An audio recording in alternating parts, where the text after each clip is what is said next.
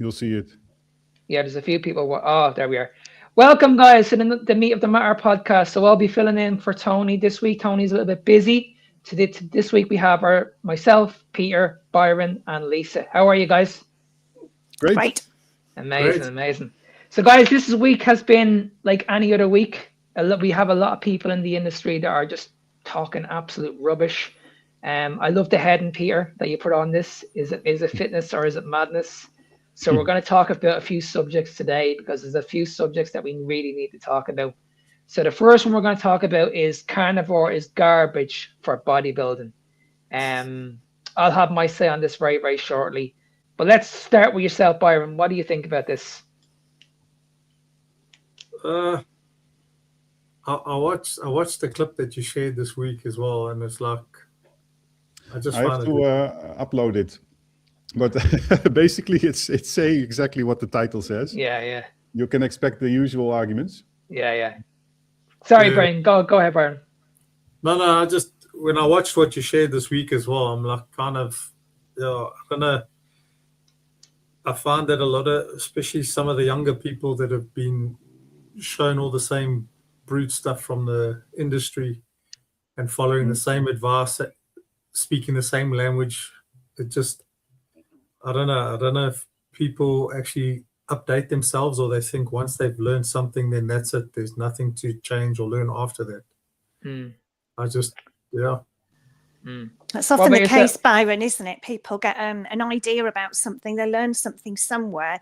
I've been the same in the past. You think you've learned something somewhere, somebody wants to come along with new information. You're like, no, I've done this. I know everything there is to know about it. It's very Yeah, cool. like I know it all, but I mean, at the end of the day, you got to look and say, like, exactly like that with that lady that was talking, like, what do bodybuilders do when they get lean before competition? What's the very thing they do to get lean? They Yeah, cut like carbs. So what does that tell you? exactly, and that's why I just can't understand why we can't stay in shape all year round. Like, why do we need to bulk, then lean down, bulk and lean down? Because when you bulk, I don't care what anybody else says, you're fat. Yeah. That's a fact. You are fat. You're putting on all this excess fluid onto your body. You cannot tell me you're in the bulking season. You're not in a bulking season. I'm in a bulking season at the moment. My food intake is very, very high. I'm still walking around with a six pack. So you know what I mean? Whereas if I want to step on stage again next year, I'd have to bring my food down again. But I'd be shredded. But it wouldn't take me long to get into that shredded condition. Whereas if you're talking to someone who has a lot of excess water in their body or an awful lot of excess body fat, their prep is going to take up to nearly 9 months to strip that body fat off. Why would you want to do 9 months out of the year to strip body fat off when you can probably do it in like 4 to 5 months? And why I think this is very unhealthy. You can think of a natural cycle. Every year there is winter. You gain weight naturally, and then in summer you become more active. You become leaner, and this cycle you go through, let's say 80 or 90 times in your life.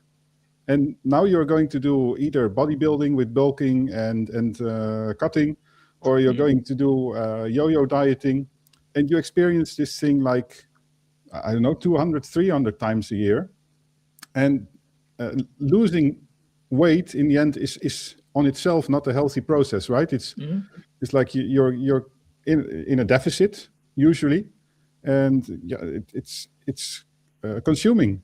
It's a consuming process. And see, the thing is, like you said, Peter, when you focus on weight and you're putting yourself into a calorie deficit, you're starving yourself. Yeah. That's what you're doing. You're literally starving yourself. Yeah. Whereas when we look at burning body fat, you cannot out-train a bad diet. So if your goal is to burn body fat, believe it or not, training is not actually going to solve the problem. What's going to solve the problem is controlling insulin, controlling your blood sugar. Because if blood sugar is very, very high, you're going to be tapping into your fat storage all the time, and you're not going to burn fat. That's a fact. That is an absolute fact. Whereas if you're carrying an awful lot of excess water, this is inflammation. When you go on a diet, you're going to reduce all this inflammation in your body.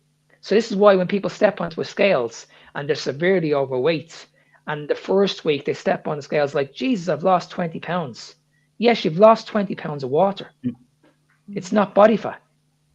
So you're going to remove that inflammation out of your body very quickly. So this is the argument I have with these people, these crazy people in the industry, is that they'll say to you that the reason why people choose the carnivore diet is because they lose weight very, very quickly. Yes, they lose water weight very, very quickly. But the question is simply this: why do we need to carry this excess water in the first place?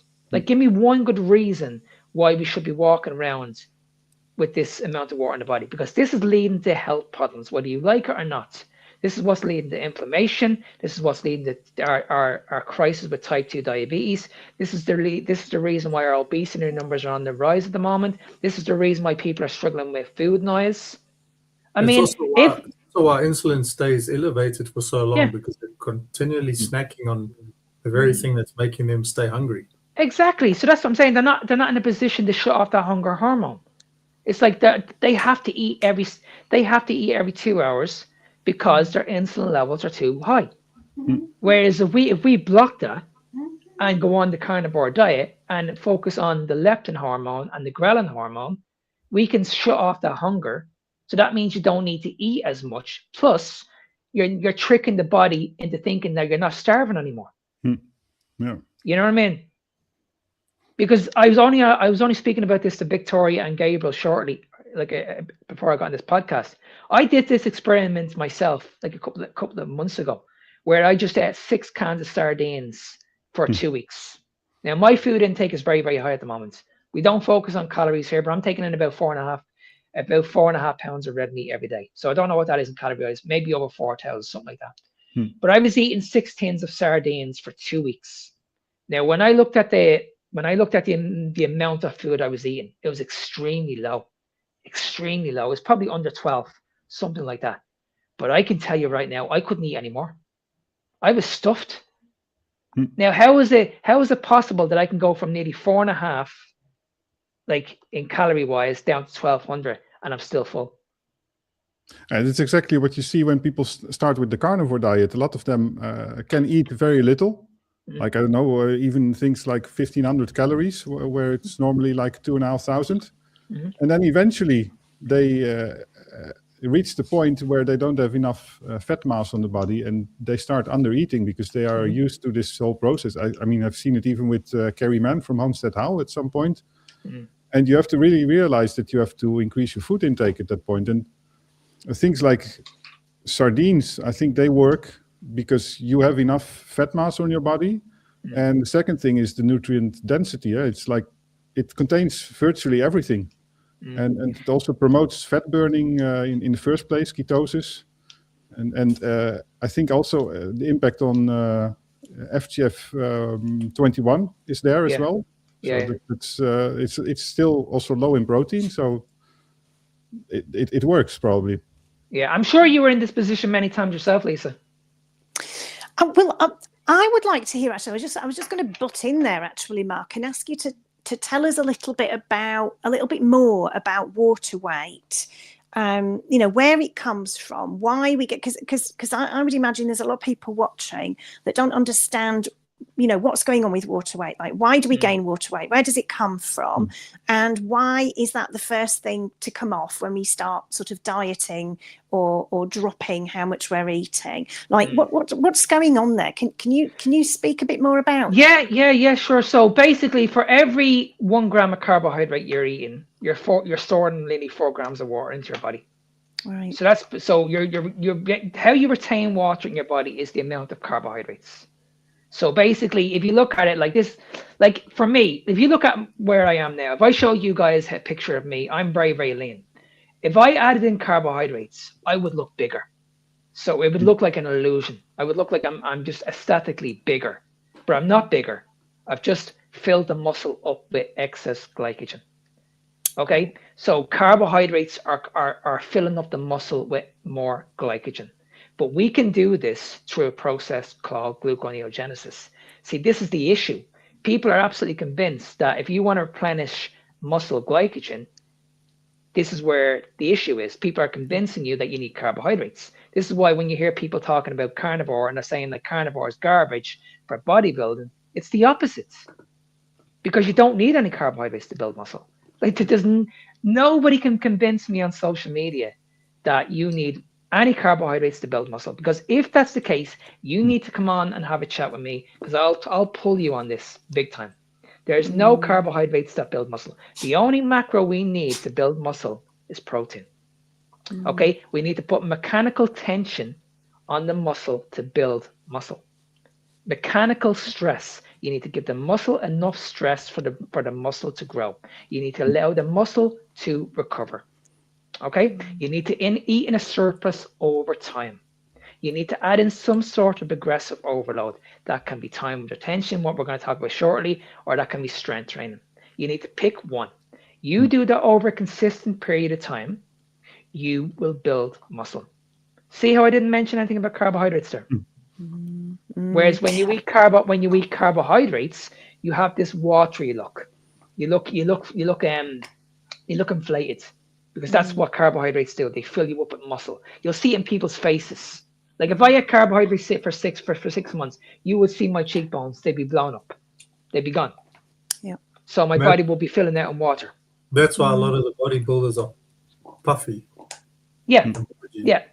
And then when they replace the carbohydrate, because that's what a lot of bodybuilders do, when they get like 6 weeks out from a show, they actually take the carbohydrates out. Why do you think that is? Because they want to be more shredded on stage. They don't want to have that bloated feeling. The next thing we need to focus on then is how carbohydrates impact the gut. Now, if you're walking around with gut issues and you're like, I don't feel good, there's something not right here, or your energy is not the best. Like, have you ever noticed that in the afternoon? Like it gets to around 12 o'clock, 1 o'clock, and you're like, I need to have a nap here. Oh, it used to be, yeah, every day when I was eating carbohydrates. You know what I mean? Can I jump back a second there? Because I just want to sort of tie a couple of points together where you know, you're mentioning that you know, this waterway that people have when they eat carbohydrates comes from every gram of carbohydrate, you've got your 4 grams of water. And so when they stop eating the carbohydrates, or they reduce the amount of carbohydrates they're eating, then the water will be passing. There's just another point that I hear coming up quite a lot about, you know, people needing to supplement with electrolytes or make sure that they're eating enough salt, in my opinion. And the salt is probably enough because it's mainly sodium, but you're passing through the salt. So when you're dropping the water, you're actually pulling the salt out with it, which is why in the first at least couple of weeks or so, when people are dropping this water away, then it's crucial that they are taking in enough salt. And that's a good point, Lisa. Sorry, I'll talk to you out when you're finished. Go ahead.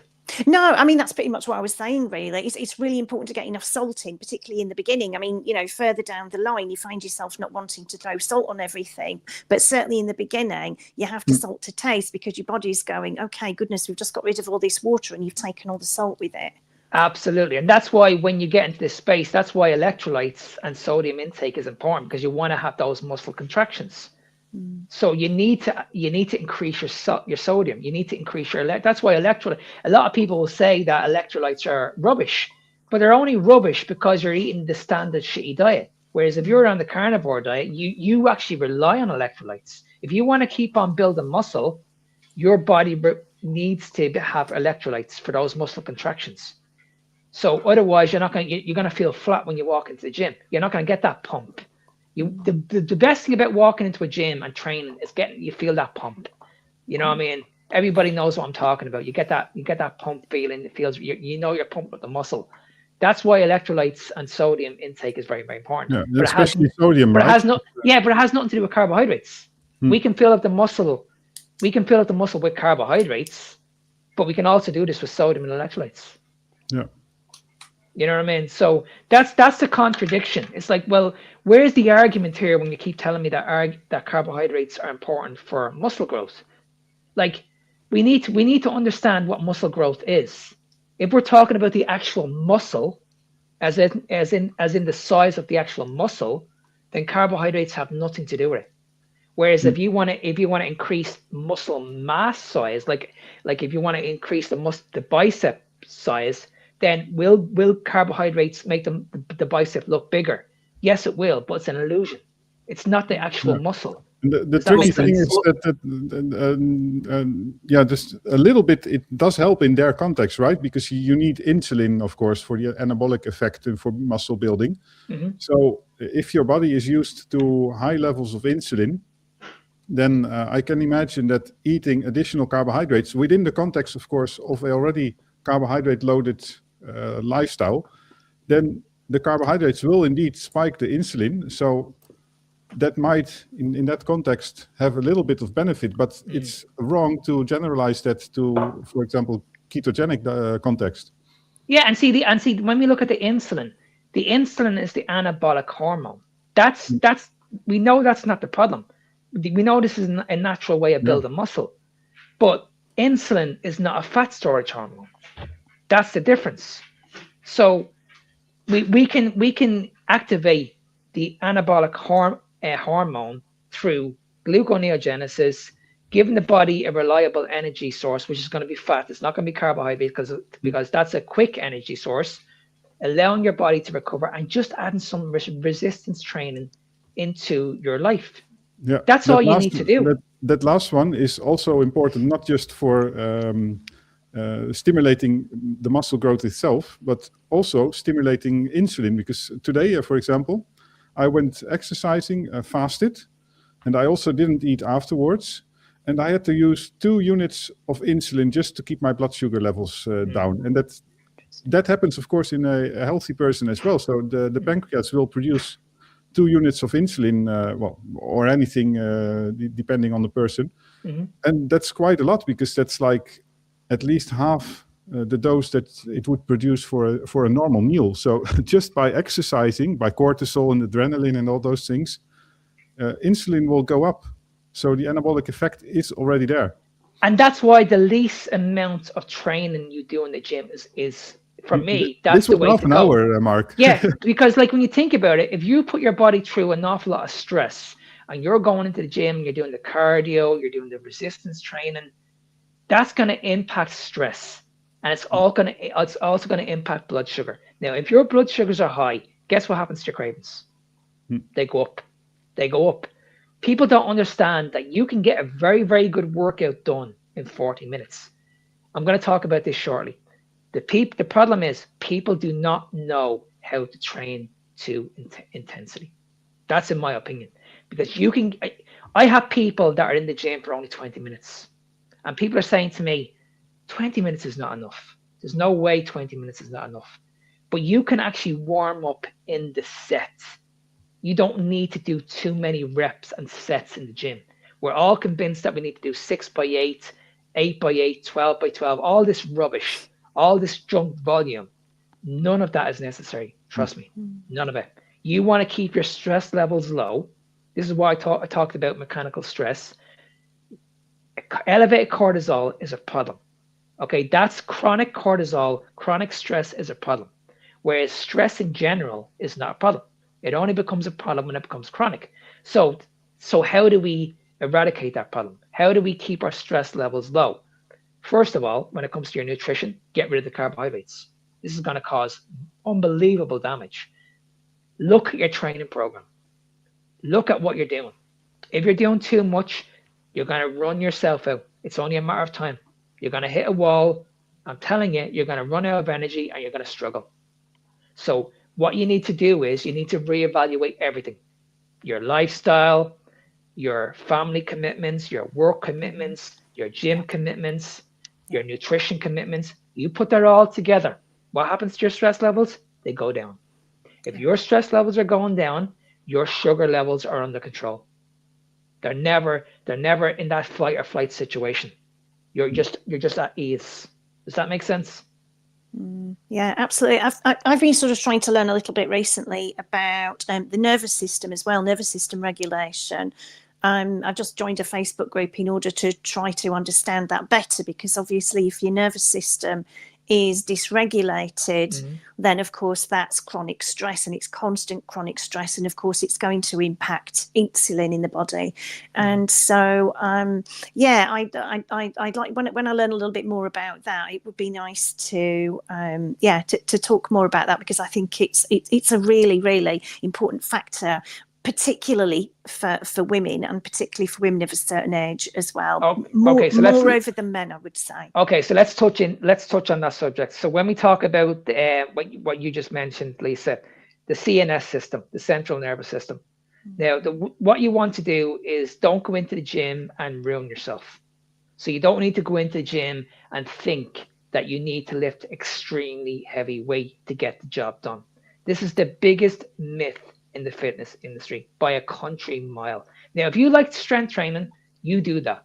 Okay, I'm not saying there's a problem with that. If that's what you're into, you keep doing that. But we need to understand this, that when it comes to muscle growth, okay, and muscle in general, the only thing the muscle knows is mechanical tension. That's all the muscle knows. The muscle hasn't got a clue how much weight you're lifting, how many sets you're doing, how many reps you're doing. It only knows tension.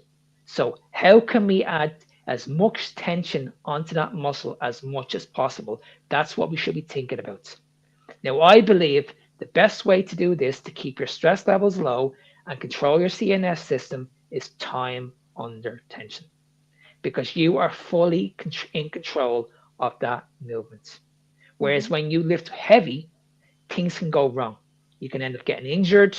Your form could go really, really bad. Yeah.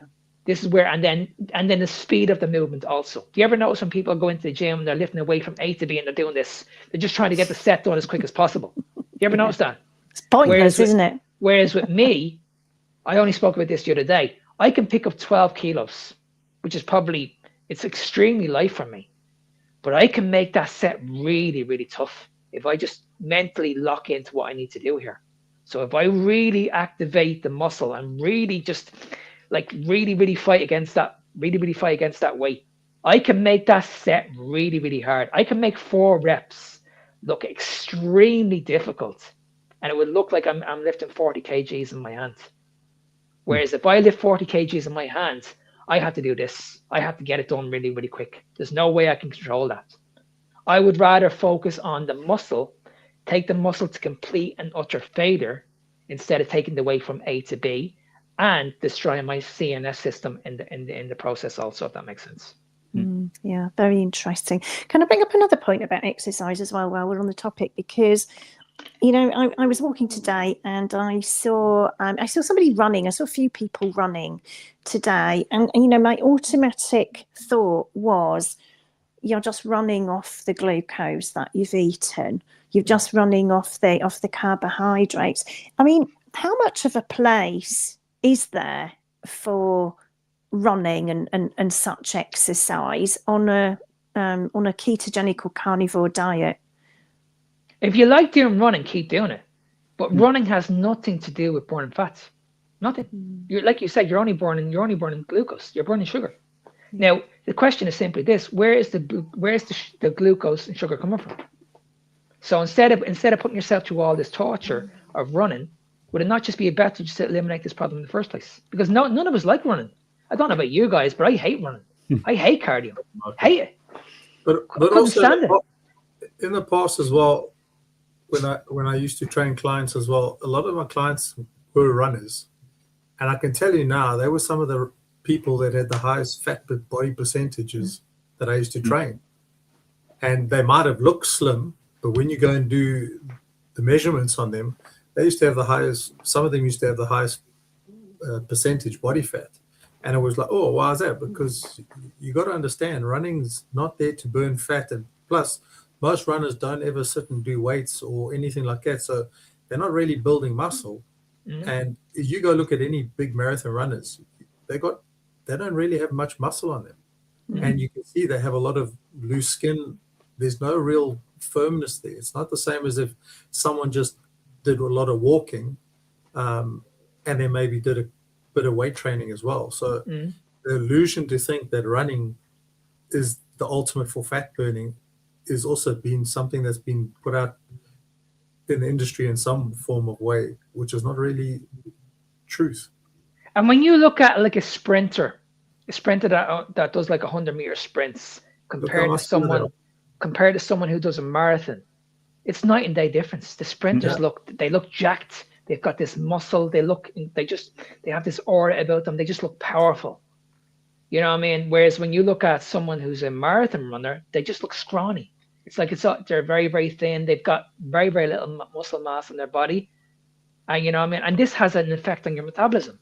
Unless you have a great lifestyle where you can go home, you can recover, and you can eat properly, and you have people looking after you, that's fair enough. But nine times out of 10, people don't have that. So you don't need to do any of that. You just need to do enough. Mark, let me add in experience story I have. It's when I go cycling in summer. It's a very tricky thing. So either I cycle so much that it works and I continue cycling for weeks in a row and I lose weight. My body percentage can go to like 11%. No problem, very quickly as well. But as soon as you start to reduce it a little bit, or if you do it only like once or twice a week, I see a totally different effect. And I actually gain weight because doing this endurance exercise, it really promotes eating in the end. So every time afterwards, well, if I'm not in shape and if I don't do this regularly, I tend to crave things like yogurt and dairy, basically, or worse. And this doesn't happen if I do it really on a frequent basis. And also, I have to be perfectly fat adapted at that point.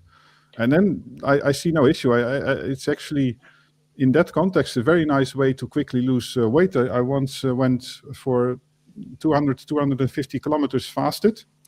I usually don't do that, but I don't know how much I lost. But being in ketosis, the only way that I could get my energy is from body fat. And tuna, what is it? Like every 30 kilometers or so, you spend like 1,000 calories. So it's, I don't know, it was 5,000-6,000 calories that I have burned. So in terms of fat mass. And see, that's a problem, because you need to think of it like this. If your energy expenditure is very, very high, guess what's going to happen to your hunger? It's going up. It's going up. I tested this myself just recently when I was in Florida. I was in Florida, as you guys know, but I was doing like, say, up to nearly 40,000 steps a day, probably more. Now, my food intake had to go up because my body was demanding that. Now, I had two choices. I can either ignore that or I can eat more. Most people would ignore it. Now, when you ignore it, guess what's happening to you? Guess what you're doing? You're putting your body in that fight or flight situation again. You're putting more stress on your body. Your body doesn't want to be in this situation. You're putting your body in that starvation mode. So this is why you need to listen to your body. When your body's telling you you need to eat more food, you need to eat more food. But the difference between carnivore and the standard American diet is that this is forced onto you, whereas the carnivore diet, it's not. It's controlled. You only eat when you're really, really hungry. We know as carnivores when we're really, really hungry, whereas when we're eating the shitty diet, we don't, because you're not allowing that hunger hormone to switch off. Yep. And this is why we're all focusing on the wrong problem. That we're all convinced that we just need to chase calories. We just need to go into the gym and train as much as possible. But by doing that, if you're in a deficit, do you really think that's going to work? Just think about this logically. If your food is low and you're trying to get in shape long term, if your energy expenditure is high, do you really think those calories are going to be under control? They're going to get out of control eventually. By about 2 weeks, 3 weeks, 4 weeks, they're going to get out of control. You're going to hit a wall. You're going to have that massive binge. You're going to put an awful lot of guilt onto yourself. You're going to have these morons tell you that this is your problem. You're not disciplined enough. The reason why you're struggling is because you're the problem here. You need to get on with this. Stop moaning and just get on with it. That's the attitude. Whereas what you should say is, you should get the fuck away from these people and say, well, listen, you haven't got a clue what you're talking about here, because you're the one that's running me into the ground here. You're the one that's actually having a massive impact on my health here. because that's what we should be focusing on. We should be focusing on health to get in shape instead of focusing on getting in shape to be healthy. Yes. Simple. Yeah. I'll try to upload the video, Mark. The issue is that once I upload it, it will immediately appear, so I cannot control it. So it will interrupt the conversation. But no issues. But while you're getting her uploaded, I'm going to talk a little bit about how can we actually make our training sessions shorter? Because I think for a lot of people, this is what they're looking for. They've got busy lives, they've got busy families, they've got busy jobs, and they're saying to themselves, can I really get a workout done in a half an hour? Yes, you can. I'm going to explain. I'm going to explain how we're going to do this.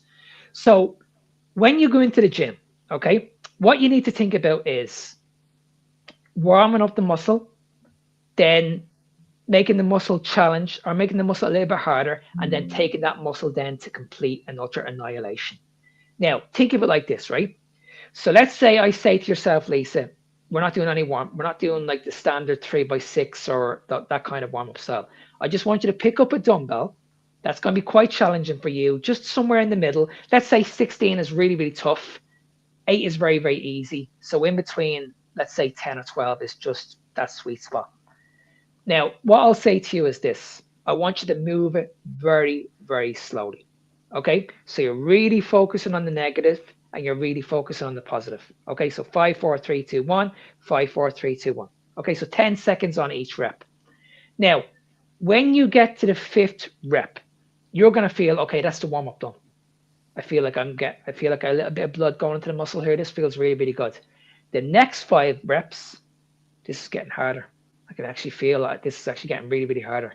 The next 5 reps after that, it's like, oh my God, wow, I can feel this now. This is really incredible. The last 5 reps, that's when the work starts. So you've just done a 20 rep set, but you've actually warmed up all the way up through to your main set. Does that make sense? Yeah. So it does, and so you would recommend doing these 3 sets as opposed to just doing 2 in one set, yeah, just in one set. Just like literally just move the weight nice and controlled. I can guarantee you by the time you get to 10 reps, your body's gonna be shaking. Providing you stay the same form, your body's gonna be. It's like, whoa! I've never felt this in my life. I can feel the muscle shaking here. That's when you know muscle growth activation is kicking into gear. It's not about like it's not about moving that weight from A to B. It's about like you're in full control of the weight. Your body's shaking, but you can feel the muscle working. And the good thing about that is you are in full control of that weight all the way through the sets. Whereas if you're lifting heavy, a lot of people will get that last rep up and they'll just drop the weight. They'll just drop it. You ever notice that? Whereas we're stronger on the negative. So when we get to that point where we just can't push that weight up anymore, believe it or not, we can actually hold on to that. We can actually hold on to that for about a minute before it actually goes down to this position right here. So so that's what I'm saying. People don't understand what true failure is. I would love to be in a position to train everybody in the world this way, because I would show people what true intensity is. I only had a person in the gym the other day who was convinced that this is not going to work. It's not going to work. And all I did was I said, we're not doing any weights. I'm going to show you how to do a standardized press up, but you're going to do it the way I show you. Okay. This guy could do 50 reps press ups, no problem. No problem. The way he did it with me, he struggled to get to 6. 6 reps. He was like, whoa, this is incredible. And I was like, well, this is how you're actually going to activate. This is how you're actually going to make the muscle grow. Now, if you do this over a period of time and write this shit down, and let's say you got 6 reps on a press up, and you do the same next week with the same form, but you get 7. The week after that, you get 8. The week after that, you get 9. That's the key. That's how you know you're making progress. If you're not using this as a tracker, then how do you know you're making progress in the gym? How? Yeah. Because you're only going into the gym and guessing what your workouts are. This is why you have to write this stuff down. This is why I know I've built muscle over the years, because I have my logbook from the last 6 years, and I've noticed that since day one, my numbers was this. Now it's actually increased, and not only the numbers have increased, but the weight has increased, but the weight has only increased once my form stays the exact same since day one. Does that make sense? So I still moved the weight the same. Like Peter only said this to me the other day when I did a video on this. I put a video up of me on the chest press where I could lift 90 kgs. I could lift it no problems. Like I was moving the weight, no problems at all. And Peter was like, geez, that's a lot of weight. But for me, it wasn't a lot of weight because I could actually lift more than that. Now, I brought that weight down to 65, which was extremely light for me. But I made that set really, really tough. Like really, really tough. If you go back and watch the video, you can see that I'm shaking. My body's shaking. And I'm really activating the chest. And my chest is in bits. I do not want to come off that machine knowing that I could have done a little bit more in that set. I want to come off that exercise thinking, Jesus, I couldn't have done any more than that. Mm-hmm. That was it for me. And if you put everything into that, sorry, Peter, if you put everything into that set, then move on to the next exercise. Why would you go back and do that exercise again? Yeah, I tried this, Mark. Without guidance, of course, but I tried to do the same thing. But I still did 2 sets, but I tried to do it low and slow, and I think it really worked. And but I was wondering, just to play devil's advocate, is there any place to still include maybe just occasionally some high repetition exercise? Is there any benefit from that still? It depends, really. It depends on what you see. When you say high reps, what are you training for? Like if you're training for endurance or speed or anything that kind of stuff, you can incorporate that if you want to. But if your goal is to build muscle, you just need to find out what works best for you. So for people, there's people out there that like doing high reps. There's people out there that doing like just low reps strength training. There's people out there that like doing rest pause sets, supersets. You need to find out the workout style that suits you. For me, because I have a busy lifestyle outside the gym, this style works perfectly for me because I only want to get into the gym, do enough to stimulate the muscle, and then get out. That's it. So my workouts are very, very short. I only do like 6 exercises, but I can tell you right now that those 6 exercises are been taken to failure.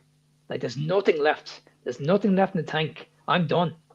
And in terms of exhaustion, Mark, how long do you feel exhausted? Because obviously after those exercises, I mean, immediately after you feel exhausted, but let's say you walk to the locker room, you change your clothes and go home. How long does it take to get rid of that feeling? Well, the good thing about carnivore is you can recover very, very quickly. Whereas with the standard diet, you can't. Yeah, you need a few days to recover. Yeah. And I also found since being low carb or even carnivore compared to when I used to eat carbs, even as a trainer, you used to have that whole effect of DOMS, the delayed onset muscle soreness. And that's like normally 2 days after you've exercised, you normally feel that pain. But being on a very low carb and even carnivore, you don't get that. Like you can feel your muscles at exercise, but it's not the same as that DOMS. You don't have that same pain, and that's still working out this with the same sort of intensity and the same training that you've done before. And you're like, but how come I don't have that soreness now? And it's purely because of what you're putting into your body and how your body operates on that, obviously on that fuel system. Yeah, I must say that personally, I do experience it if I have not trained for a while. So if after weeks in a row and I suddenly start to exercise, especially my legs, then I will have this effect because it's so difficult to moderate in that case.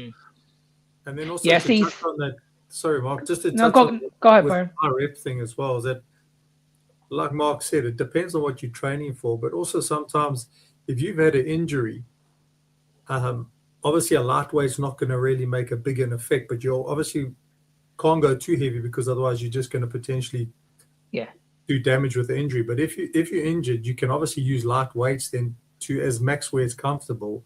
Yeah. But it also, after certain reps, it becomes different. But then it's how you do those reps. So I used to mix the training up as well. And then I would also do like even up to 30 reps, even up to 60 reps failure.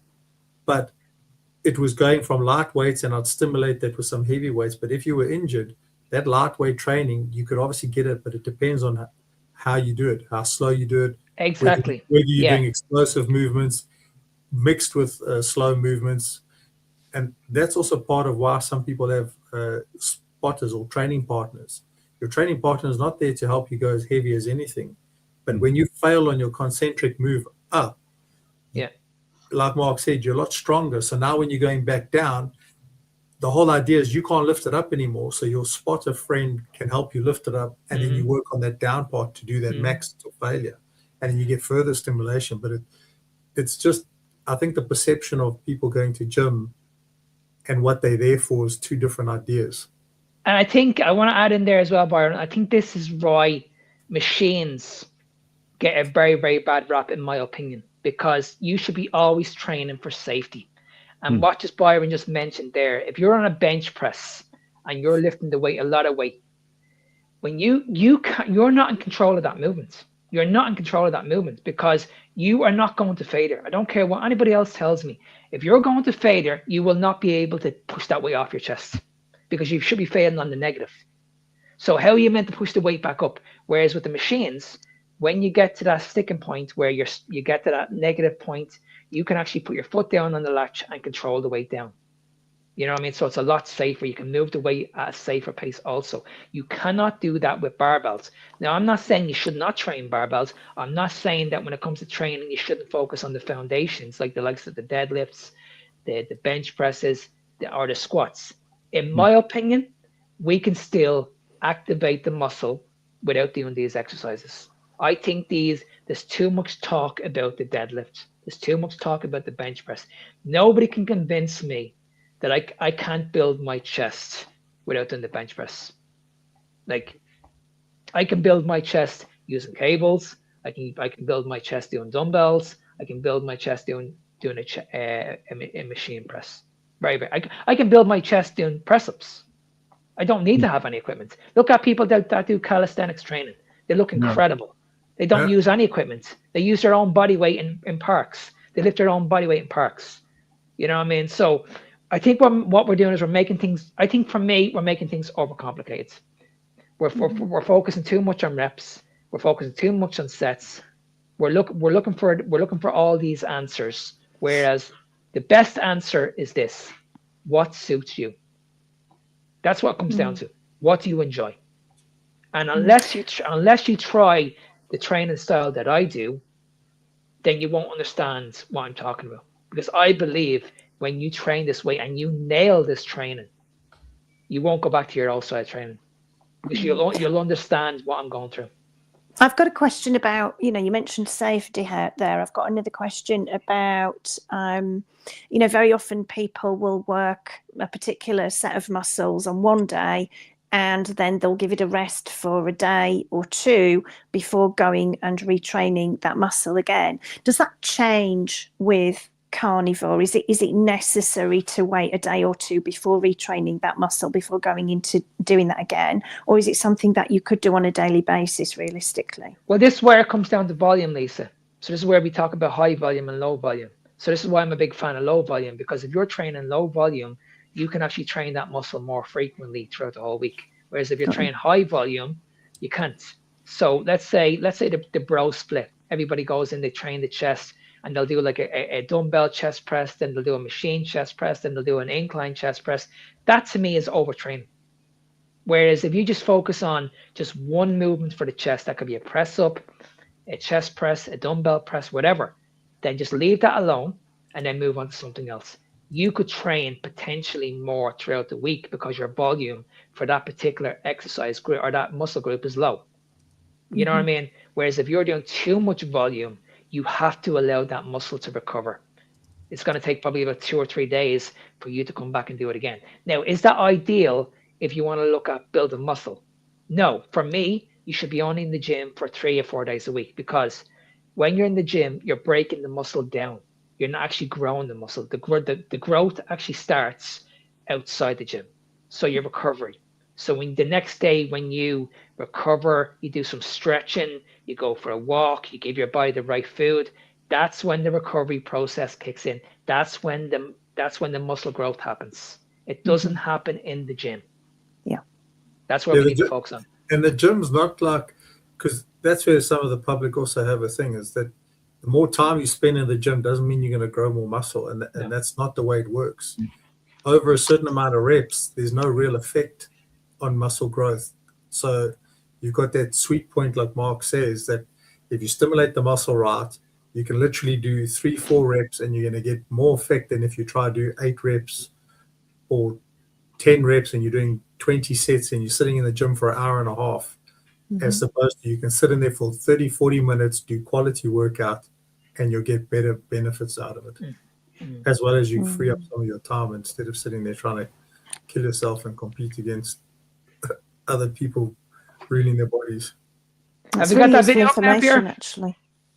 Sorry, yeah, I'll start it. The one about carnivore garbage. Yeah.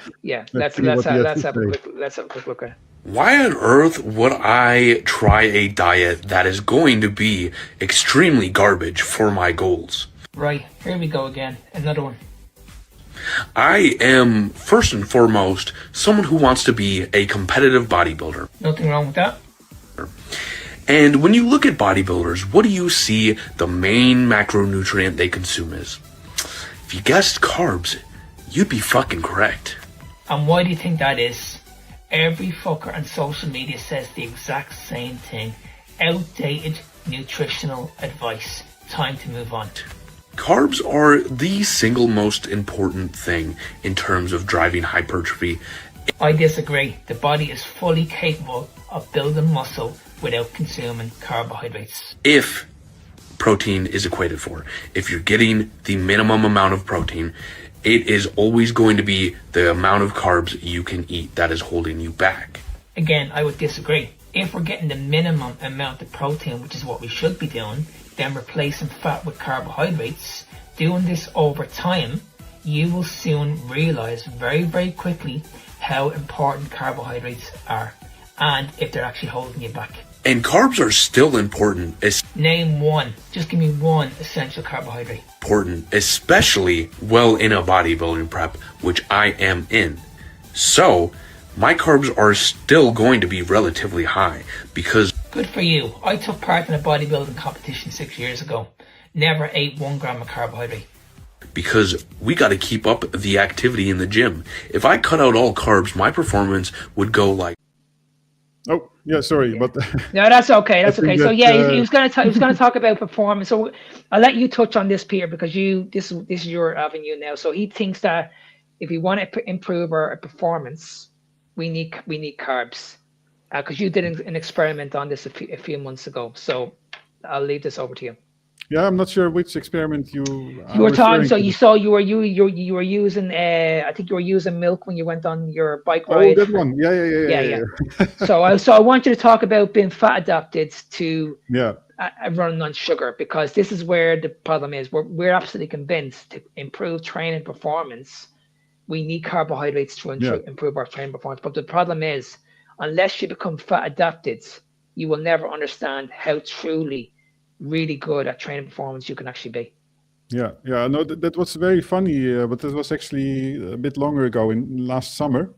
I was fully fat adapted and I started cycling for, 100 kilometers, so like 3 hours, sort of. And I actually did reach my PR on that one, but that's more of a coincidence, I think. It was more like a psychological effect, I think. I was drinking raw milk. So that's obviously still not as high in carbs as this guy is eating, of course, because it was like maybe 3 bottles. So 3 liters, it's like 75, 80, 90 grams of carbs in 3 hours while doing road cycling. So you burn like 900 calories an hour or so. In that case, maybe even more, because, well, I was cycling at my FTP level. And what I noticed was that I had to take more insulin. And, well, this insulin, of course, has nothing to do with the anabolic effect, because you're not burning muscles or so while road cycling, because that happens afterwards. And I didn't feel really great. I mean, it worked, obviously. But, yeah, and the issue is here that the tricky thing is that the things that he says, to some degree, are true if you are already carb loading.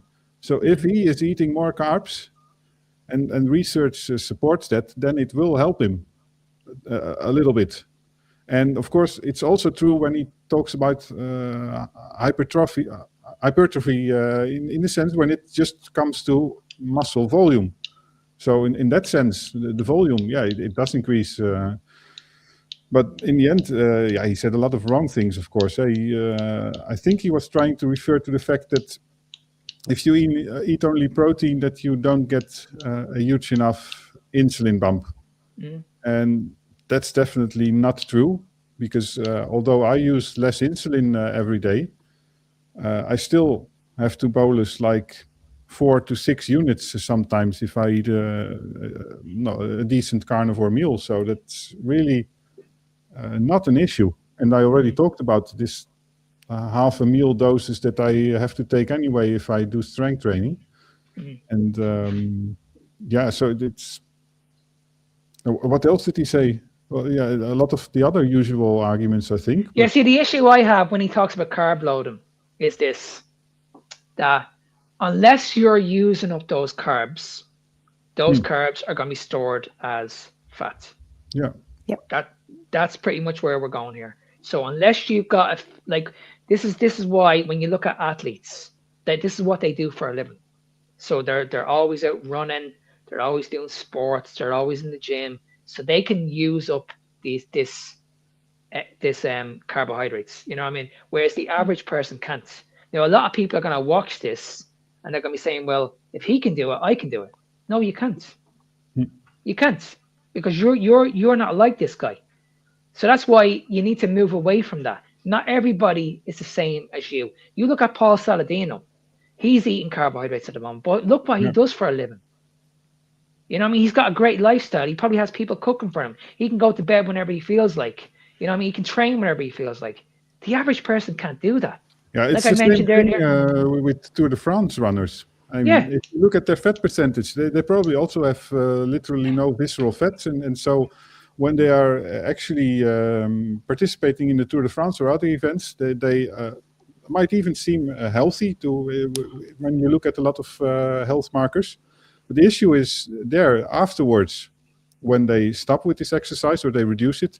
And there is, of course, the issue of just the high insulin levels. And that's still an issue because insulin plays a role in many more processes in the body. And sure, it's enough to control glucose levels and to push energy into the cells during exercise. But it plays a role in women, of course, with the reproductive organs and with men probably as well, but with a lot of other processes.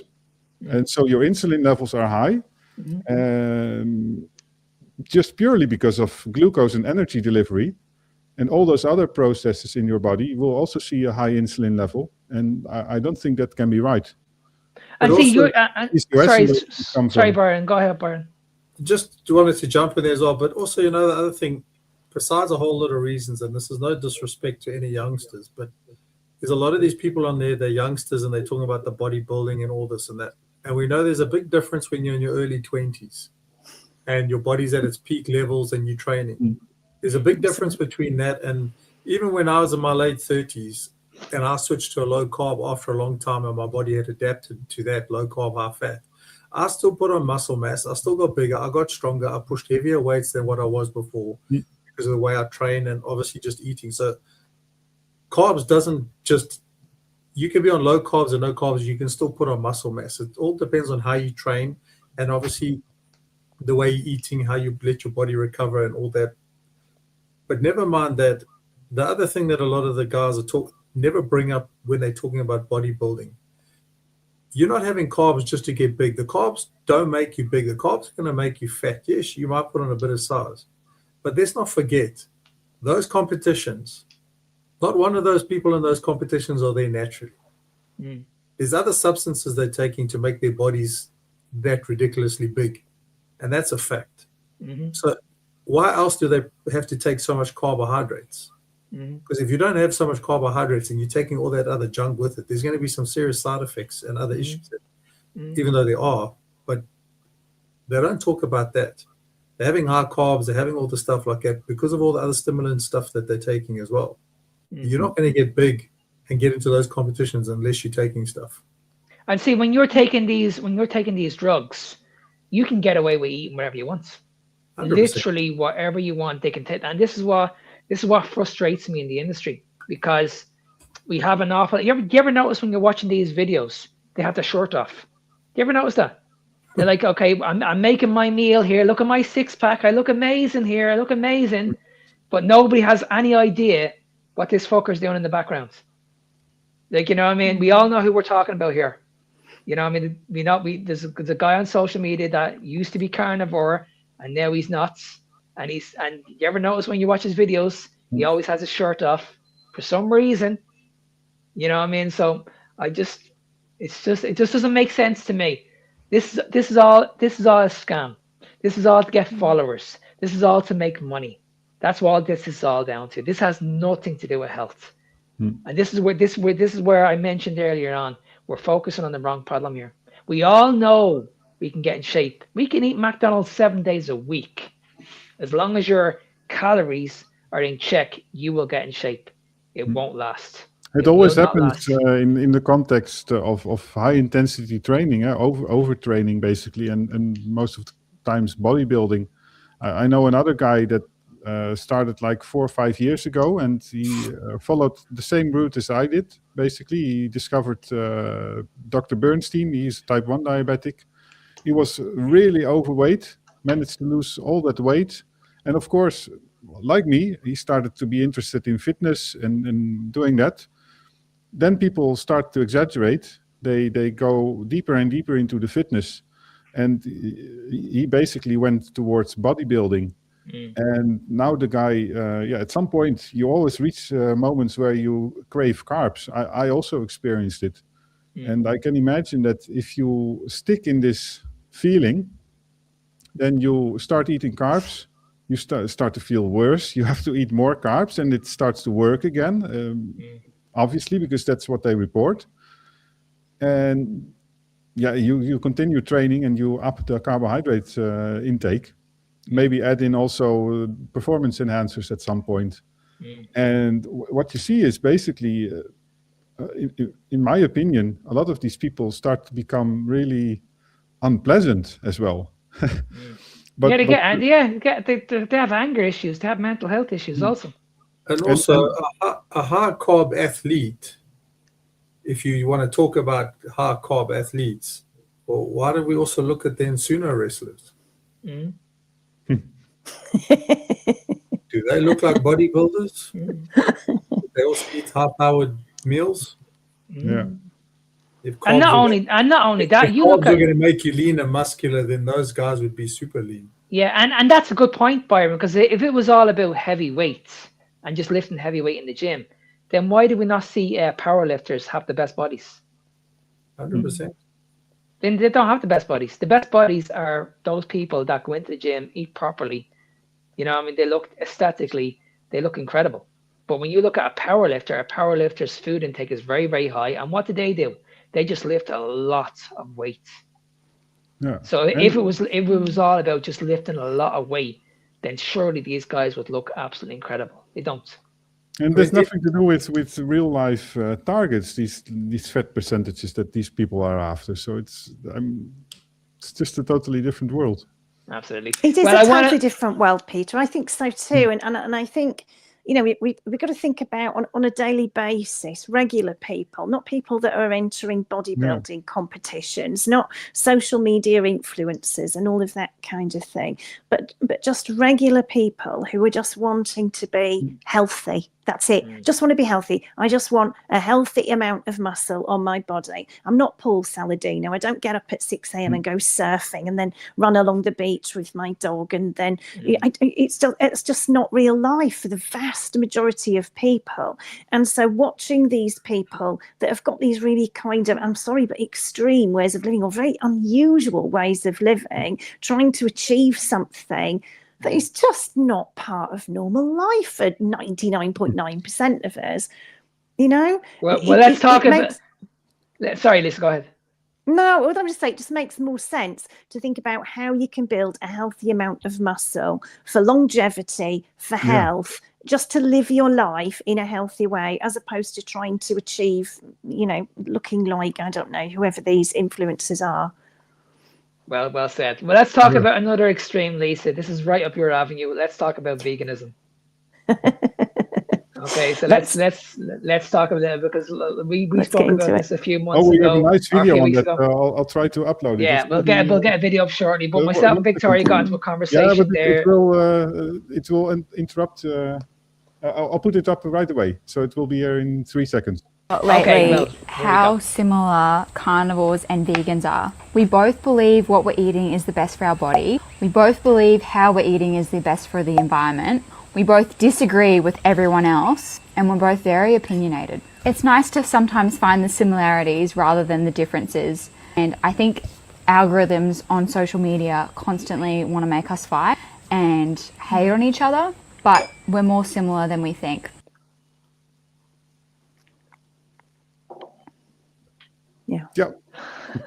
Yeah. What thoughts have I got on that? I was a vegetarian from 16. Okay. And I did 4 years actually of veganism until my body said, I really need you to eat some fish now. And that was a little bit of a fight for me. But you know what? I do agree with what she said. Absolutely 100%, because I've been both sides of the fence.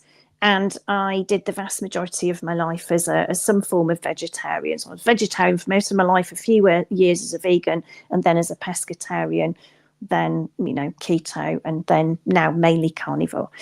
And what I don't like to see is that the sort of the carnivore groups, picking on the vegans and saying that they're stupid or they're getting it wrong or whatever. What I want to see is for us to educate them, but in a kind way, and to recognize where they're coming from, because I have been that person myself, and I know it wasn't there because I'm stupid. I wasn't vegetarian because I just wasn't listening, or whatever. I actually did do quite a bit of reading and watched a lot of videos, like we all do, about diet. I watched a lot of videos about vegetarianism and veganism, and the first thing actually that got me vegetarian was, I don't remember why, but I was about 16 years old, and they ferried us off into the TV room when I was at school and showed us the inside of an abattoir. And from that day forth, I never ate meat. I just didn't eat any meat after that, because there was something inside me. I know I don't remember, it was a long, long time ago, and I don't remember all the narrative that came around it. But what I saw was cows being taken into a shed and put into like a sort of a pen area, and then, a bolt through the head, and then they would fall sideways. I mean, nobody wants to be a part of that. Nobody wants to see that, because it's painful to see that. And, I was a vulnerable 16-year-old girl. I saw that and I thought, I don't want to be a part of that, because it didn't come with the full picture. It didn't come with all the information that a person needs to decide what they need to be eating for their own health. And it's so far removed from what we should be eating in nature, because ultimately we are, we're part of whatever shape the planet is. We're part of the planet. We're part of the whole ecosystem. And just sort of taking that element of it. We kill cows in this awful way, and now you're eating them and you should be eating vegetables, is just not the full picture at all. And there's a variety of arguments that come up as a vegetarian or a vegan. One of them being that we don't, if we don't need to kill animals, then we shouldn't. If animals don't need to suffer, then they shouldn't. And I would agree with that. I would wholeheartedly agree with that. I love animals. I've got a dog here that's been driving me mad for most of the episode, and I don't want animals to suffer. I don't want them to suffer unnecessarily. Do I think that, factory farming, and, we've all seen inside of, videos of inside of, certain types of factory farms, and it's upsetting. It's really deeply upsetting. Are we in a position, though, where we can just, we live out in a, in a field, and we've got our own animals, and we can kill them and eat them in a way that there's little suffering? Unfortunately not. And there's a lot of suffering that goes on from eating vegetarian foods. And one of the points that I used to make as a vegetarian or vegan is that, all the sentient beings, we're all sentient beings, humans and all the animals as well, and each one is equal. And I used to think that each one of us is equal. So what makes it okay for me to eat, a pig? What's the difference between eating a pig or a dog? Because I would never eat a dog, for example. And the thing that was never a part of the argument of the narrative was, what does a human being actually need in order to be healthy? There was a belief that it's probably okay to eat all of the different fruits and vegetables and grains and whatever else. But what I've realized over time is that it isn't optimal. Can you get by on it? Yes. Can you survive on it? Can some people seem like they're thriving on it? Yes, for a certain amount of time. So we were just talking about, Byron, you were saying, there's a very big difference between when you're working out in your early 20s and then when you're working out in your late 30s or 40s and 50s and beyond. There's a very big difference, because there's a lot of, there's a lot within us that counteracts, a lot of like teenagers and 20s or whatever can be, they drink the Coke and they eat the fast food and so on, and they still seem like they're in fairly good shape. But if they continue doing that over time, then it's actually going to, it's not optimal for them now. It's probably bad, for their mental health and for their energy and so on. But they kind of look like they're in shape because they're in their early 20s or whatever. But if you continue doing it over time, then they're not going to be in the best of shape, and it's going to have an impact on them, because they don't have, as you get older, you don't have youth on your side to counteract a bad lifestyle. And I believe that is the case with a vegetarian and vegan diet.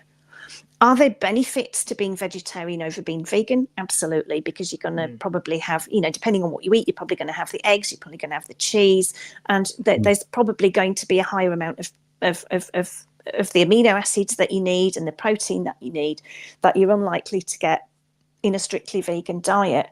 But, for me personally, it took some getting over myself, and I won't bore you with the same story over and over again that I've mentioned 1,000 times before, but it really took some getting over myself to when my body said to me, you need to eat meat. As a 30-something year-long vegetarian, that was a challenge for me, and I thought, I have really got to listen what my health is saying to me. I've really got to pay attention to this. And it really took some getting over myself to realize that it's for my health, and if it's for my health, it means it's the right thing. And it was very difficult. It was very difficult mentally for me to get over that. And I do meet a lot of people that are vegetarian, or there are certain meats that they won't eat because they've got like an emotional connection to the animal. And I totally get that. But shifting that mindset from kind of the world that we live in right now, which is so plastic, but actually into, if we imagine what we were ancestrally, this is what we will have eaten. This is what we will have eaten, and this is what's right for us going forward and over time, even if we're getting away with something that's deficient in all of that in our youth. Lisa, I think that this is also sort of an inconvenient truth, right? The vegans, they do it for idealistic reasons, also health reasons sometimes, initially at least, mostly idealism. And I think they are prone to wishful thinking most of the time. So you tend to lose objectivity in that way, because there's this wishful thinking like veganism, it's good for the animals, it's healthy for us, it must be healthy for the environment. And when you start to look at research or just any other information, you tend towards that direction, that it must be like good for the environment. Well, the inconvenient truth is actually, if you look at it objectively, like, we're killing animals everywhere. Human infrastructure, like getting into your car and traveling, it's worse actually, because if you go into your car, the only reason that you do it is you want to get faster from point A to B. And at least when you're killing an animal, slaughtering it, I think that's a better word, because that implies the motivation to do it, then you are doing that for your own nutrition. And the inconvenient truth is also, what you said, like, ancestrally speaking, we need those nutrients. Like, there's B12, and that's interesting topic, of course, because also animals, they tend to lack B12 nowadays because the soil is depleted sometimes. So it's very interesting, like, how did we get that, ancestrally speaking, in some regions? But definitely it's very clear that you cannot get it just from some dirt on the carrot or anything like that. So. Yeah. And like you said, sorry, Brian, and like you said, Lisa, like, nobody wants to see any harm come to animals. Like, I'm an animal lover myself. I've got a dog, but like, what's the solution? Like, at the end of the day, if we don't eat meat, humans are going to suffer. Like, that's a fact. I'm sorry, that's a fact. The other thing, though, I think what humans forget is that at the same time, you need to respect each other. You need to respect the way each other lives. And I think there's a big difference between moral issues and health issues. So if you got a moral issue against the way animals are being treated, or the way they've been killed or culled, or whatever you want to call it, whichever method, there's a big difference between whether you want to stand for the way some animals are getting abused when they get killed. I totally agree with that, because at the end of the day, you need to respect what's given to us, and you need to make it as painless as possible for eating purposes, and then make sure you eat that animal that you're going to kill. Yeah. But it should be done painless, not tortured or anything like that, which we know is it should be done quickly. Yeah. So to me, there's a big difference. And I think where a lot of the vegans, to me, overstep their way of thinking or their belief system, is that you're imposing your belief system on someone else's life. If I'm eating this way, or my lifestyle is this way, and it's not affecting you in any way, respect the way I live and eat. The same as I need to respect, if a person wants to be a vegan, by all means, be it. Eat as many plants as you want, do whatever you want. That is your prerogative, but don't come and forcibly put your belief system on someone else's, because it's got nothing to do with the moral issue. Exactly. We're talking about health and moral, two different scenarios. So if you want to now, don't be a murderer, go and focus on the animals being tortured, and focus on the industries that are torturing the animals to cut that out. I totally agree with that, by all means.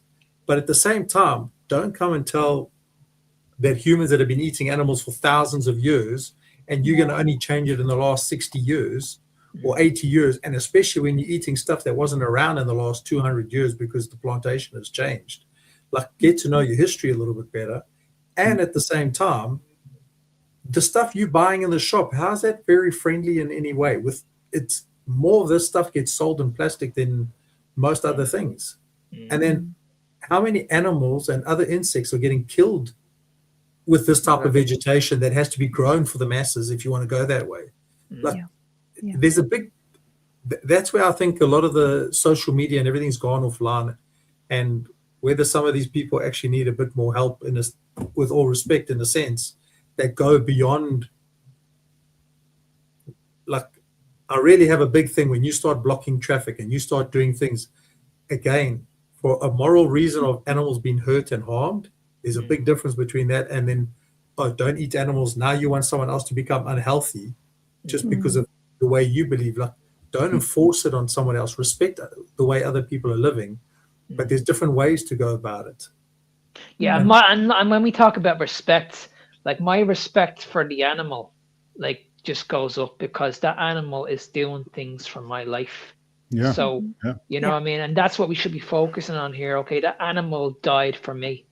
Yeah, You know what I mean? absolutely. And I Yeah, think I that's what I think totally that's agree with very, very important, that we're not doing this out of cruelty. Like if that animal died, you can be damn sure I will respect it, and I'll probably eat the whole thing. But I'll give gratitude that this animal is literally going to save my life. Yeah. So I'm not There's so also, so I'm not taking this out of context at all. So I have full respect for the animal, full respect. Yeah, yeah, I it's agree. possible. I mean, yeah. Oh, sorry. Go ahead, Lisa. Well, I was just going to say, like, one of the things that I hear people say when they become carnivore is that they stop with the food waste, so they don't have all this, mushy cucumber and rotting salad leaves and carrots, bendy carrots, and all of that rubbish in the back of the fridge that gets thrown away. I mean, I'm sure you'll all agree that what you buy gets eaten, every single last bit of it. Every single last bit of what I buy in terms of food gets eaten. Nothing gets thrown away. It just doesn't. So that's the first thing. And before I, moved over into a carnivorous diet or a very strongly meat-based diet, now I do eat a bit of, fruit now and then, but nothing gets chucked out. That's my point. Before that, I used to throw probably a third of my food away, and that was incredibly wasteful. And how many animals died for that food that I chucked out that was never used for anything? It was just thrown out. And then the second thing that I wanted to mention was about animals. And so if you see, if you're in the wild, you're on safari or whatever, and you see a particular animal taking down another animal to eat it, well, that's normal. Yeah. It's terrible. Did you see that a lion did? Oh, that was the wrong thing for the lion to do. No, of course it wasn't, because lions do eat, I don't know, what do they eat? Antelopes. But lions do eat antelopes, for example, because that's what they're supposed to do. That, you wouldn't be like, don't be ridiculous, have a Weetabix. You wouldn't be doing that.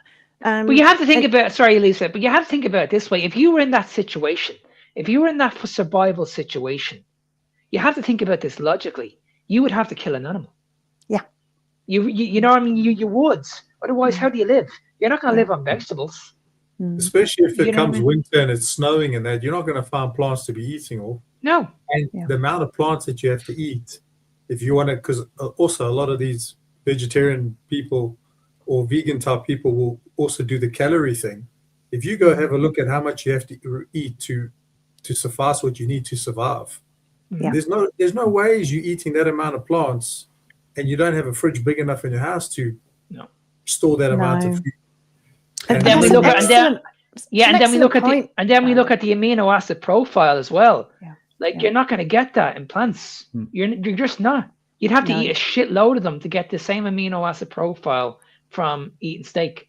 Absolutely. A lot of plants. And the vast array of vegetables and fruits that I had to eat in order to feel alive and healthy was phenomenal.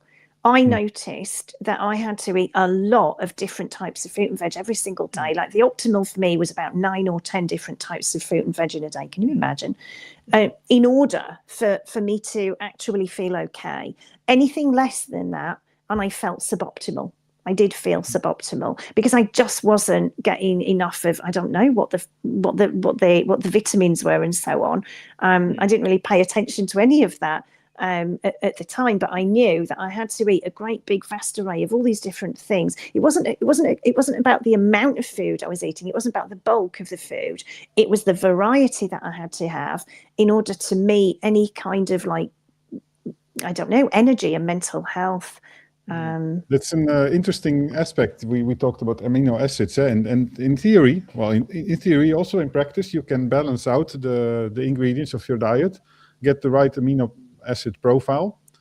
You can build muscle on a vegan diet if you want, and you add in maybe the missing vitamins. The point is that we can do that only now since supermarkets are full with all this variety. But the second thing is 100, 200 years ago, we didn't have the science that told us which amino acids are in which foods. So how are we going to determine what to eat? We didn't have skills if we go 1,000 years back. How are you going to determine what to eat?